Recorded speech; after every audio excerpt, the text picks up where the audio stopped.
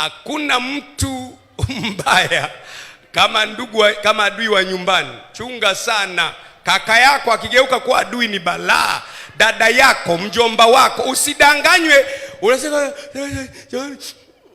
hii ni damu yangu. Damu yako. Ndugu wa karibu ni hatari. Ndugu wa karibu huwa ndiye anashirikiana na watu wa nje kufungua mlango. Hata wewe kwenye familia yako unasema hakuna adui ndugu, unajidanganya. Kama hujamuona yupo, hajawahi kujifunua tu.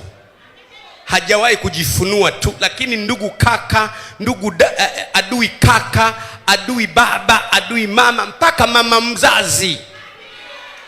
Unashangaa, huyu mama mzazi amenizaa kanilea, kwa nini hakuniua nilipokuwa mtoto mdogo? Roho ya uadui ilikuwa haijaingia ndani yake. Uadui ni kama roho, ikimwingia mtu lazima iondoke naye. Nataka kusema kila silaha itakayofanyika juu yako haitafanikiwa.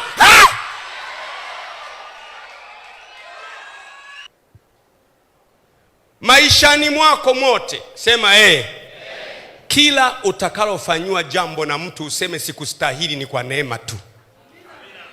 Utakapofika wakati ukafanywa jambo ukaona amenifanyia kwa sababu yeye si baba yangu, ana wajibu wake, umeisha.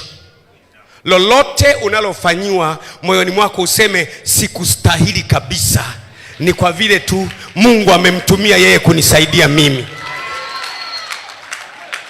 Narudia tena. Usaliti unaanza mahala ambapo alikuwa ananisaidia mara moja kwa mwezi, siku hizi kaacha, namchukia.